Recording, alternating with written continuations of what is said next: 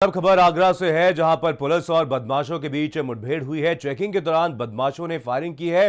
मुठभेड़ में एक बदमाश को गोली लगी, एक मौके से फरार हो गया। बदमाश का नाम बताया जा रहा है प्रदीप गुप्ता, और बस बंधक के मामले में प्रदीप का नाम सामने आ रहा था। घायल बदमाश प्रदीप से पूछताछ में क्राइम ब्रांच की टीम जुट गई है। थाना मलपुरा के न्यू डिक्शनरी बाईपास से बनाया गया था बंधक। आपको बता दें कि थाना फतेहाबाद क्षेत्र में पुलिस और इन बदमाशों के बीच मुठभेड़ हुई है। तो आपको बता दें कि प्रदीप से लगातार पूछताछ भी की जा रही है। इस पूरे मामले में इस मुठभेड़ में एक बदमाश को पकड़ा गया है, वहीं दूसरा बदमाश मौके से फरार हो गया है। तो आगरा से इस वक्त की एक बड़ी खबर आ रही है। आपको बता दें, यहां पर पुलिस और बदमाशों के बीच मुठभेड़ हुई है और इस मुठभेड़ में एक बदमाश को गोली लगी है, बदमाश घायल हुआ है। तो चेकिंग के दौरान बदमाशों ने पुलिस की टीम के ऊपर फायरिंग की थी। मुठभेड़ में एक बदमाश को गोली लगी है। तो घायल बदमाश का नाम प्रदीप बताया जा रहा है। प्रदीप का नाम बस बंधक मामले में सामने आ रहा था। और आपको बता दें कि प्रदीप से पूछताछ में जुटी क्राइम ब्रांच की टीम। थाना फतेहाबाद क्षेत्र में मुठभेड़ हुई है।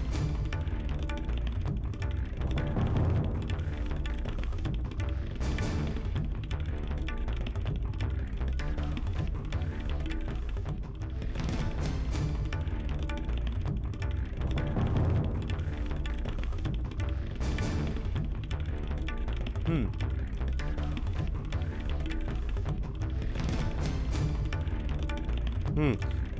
चलिए, इसी खबर पर और ज्यादा जानकारी के साथ हमारे संवाददाता अनुपम जुड़ गए हैं। अनुपम, सबसे पहले जानना चाहेंगे आपसे, क्या वजह है कि इस पूरे मामले में एसएसपी की तरफ से लगातार बयान बदला गया। पहले साफ तौर पर कहा गया कि एसएसपी ने कहा कि फाइनेंस कर्मचारियों ने ही बस को अगवा किया था, वहीं अब यहां पर बदमाशों की मुठभेड़ में जुटे हुए एसएसपी। क्या वजह है कि एसएसपी के ऊपर बार बार बयान बदलने के बावजूद कोई कार्रवाई नहीं की गई?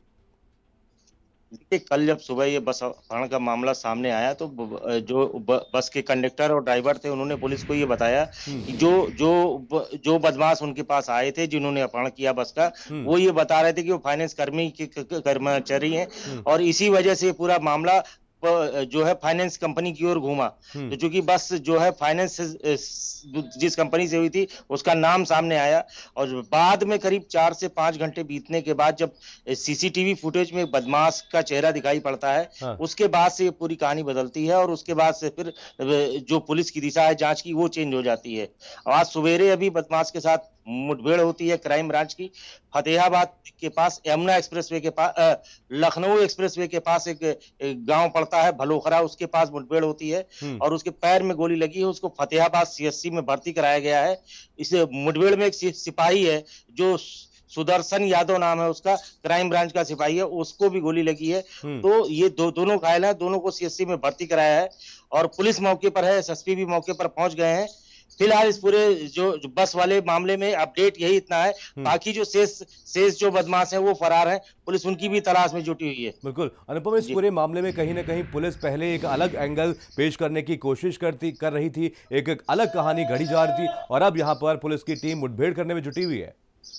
हाँ, पहले जिस तरह से पुलिस ने इस पूरे मामले को हैंडल किया तो पुलिस की ओर से लापरवाही की तरह से पूरे मामले को देखा गया। पूरी जो विवेचना थी, हम्म जिस तरह के बयान जारी किए गए, उसमें पुलिस की लापरवाही आई। लेकिन जब पूरे मामले का खुलासा हुआ तो कहानी कुछ और निकली। हम्म पुलिस का कहना है कि आज सुबह पुलिस ने, चूंकि इस घटना के बाद से लगातार चेकिंग में जुटी थी, हम्म तो वहां नाके पर चेकिंग लगाई हुई थी। फतेहाबाद से एक्सप्रेसवे को रास्ता जाता है, ये वहां पर ये उस चलिए अनुपम, आपको रोकना चाहूंगा। एसएसपी बबलू कुमार जी हमारे साथ जुड़ गए हैं। बबलू जी, स्वागत है सबसे पहले आपका भारत समाचार में। आपसे जानना जी। चाहेंगे, कल की अगर बात की जाए तो आपकी तरफ से एक अलग एंगल पेश किया गया था, एक अलग कहानी बताई गई थी, और आज आप मुठभेड़ करने में जुटे में क्या वजह है कि आज इन बदमाशों का मुठभेड़ किया गया?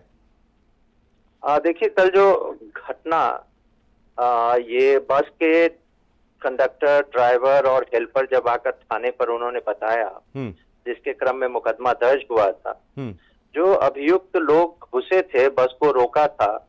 बस में घुसने के बाद उन लोगों ने ये बताया सभी को हम्म कि ये लोग जो है फाइनेंस रिकवरी से आए हैं हम्म और इस बस की किस्त जमा नहीं है, इसलिए उस बस को लेकर जा रहे हैं, और जी इसलिए उन्होंने वहां से पूरे बस को हाईजैक करके हटा लिया हम्म। और इन तीनों ड्राइवर, कंडक्टर और हेल्पर को अपनी गाड़ी में लेकर करीब 3 घंटे तक घुमाते रहे हम्म।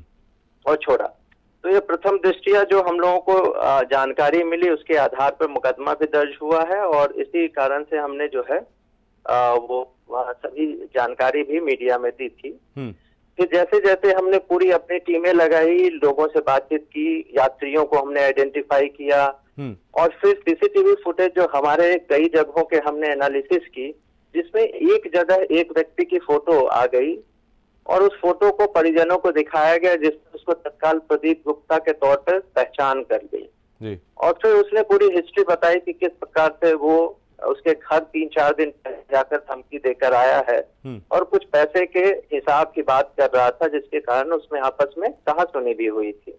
फिर हमारी टीम इस व्यक्ति की गिरफ्तारी के लिए, क्योंकि इनके नंबर भी मिले थे, उनकी गिरफ्तारी के लिए हमारी करीब 5 टीमें जो है इटावा, फिरोजाबाद, मैनपुरी और हमारे बाह के क्षेत्र में आगरा में, इन सभी जगहों पे हमने डिप्लॉय किया था और कंटिन्यूअसली कल दोपहर से आज सुबह तक हमारी टीमें जगह जगह लगी हुई थी।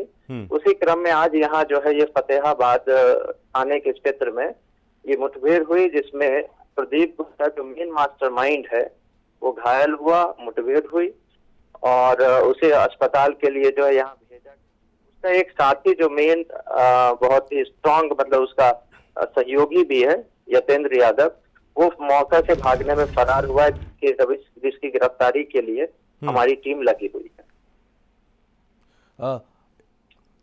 बबलू जी, यहाँ पर आगरा में एक डॉक्टर की भी हत्या कर दी गई है। आपसे जानना चाहेंगे इस पूरे मामले पर पुलिस की तरफ से क्या कुछ कार्रवाई की जा रही है?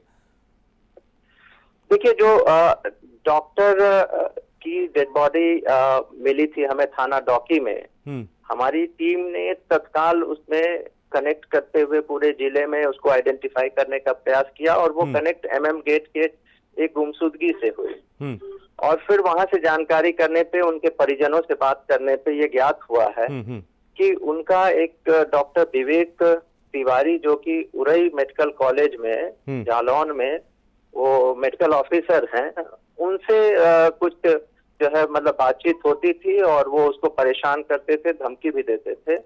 फिर तत्काल हमारी आगरा पुलिस ने जालौन पुलिस से टाई अप करते हुए उस डॉक्टर को, आरोपी डॉक्टर को जो है हिरासत में लिया था, पूछताछ की जा रही थी और आज उसने जो है पूरी घटना को कबूल कर लिया है और उसके निशानदेही पे जो है वो गाड़ी भी बरामद हो गई है और सारी हमारी टीम जो है लगी हुई है, जो अन्य साइंटिफिक एविडेंसेस है उसको कलेक्ट करते हुए आगे की जो है कार्रवाई कर रही है। बिल्कुल, चलिए, जुड़ने के लिए बहुत बहुत धन्यवाद बबलू जी।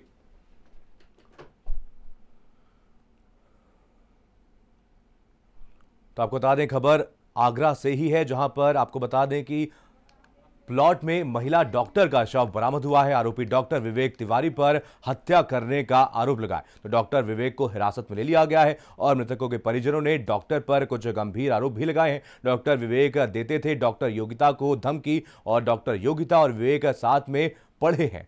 जालौन में मेडिकल ऑफिसर हैं डॉक्टर विवेक और आपको बता दें डॉकी क्षेत्र में शव बरामद हुआ था। SN मेडिकल कॉलेज में जूनियर डॉक्टर थी जिनकी हत्या कर दी गई है।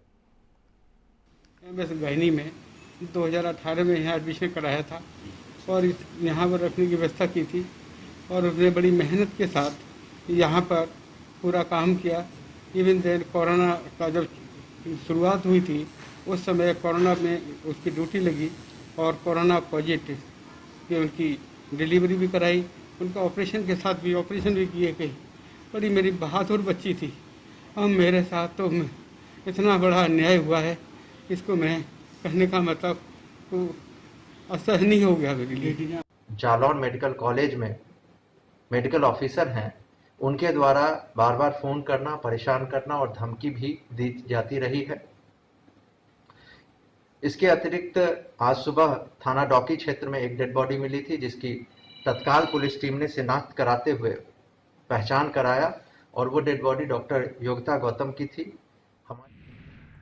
चलिए, इसी खबर पर और ज्यादा जानकारी के साथ हमारे संवाददाता अनुपम जुड़ गए। अनुपम, जानना चाहेंगे शुरुआती जांच में और क्या कुछ निकल करके सामने आया है, क्या वजह रही कि एक डॉक्टर ने दूसरे ही डॉक्टर की हत्या कर दी? देखिए, जो अभी तक की जानकारी मिली है कि डॉक्टर पवन जो वहां पर जालौन में थे। वो जालौन से वो योगिता के ऊपर दबाव बना रहे थे शादी करने के लिए, और ये लगातार मना कर रही थी कि वो शादी नहीं करना है। और इसी बात को लेकर के रात में, एक दिन पहले वो रात में आते हैं वहां पर, और उस दौरान उनकी गाड़ी जो हॉस्पिटल है उसके सीसीटीवी में आ जाती है, और पुलिस को यहीं से सुराग लगता है, और फिर उस डॉक्टर की तलाश होती है, डॉक्टर को गिरफ्तार करते हैं।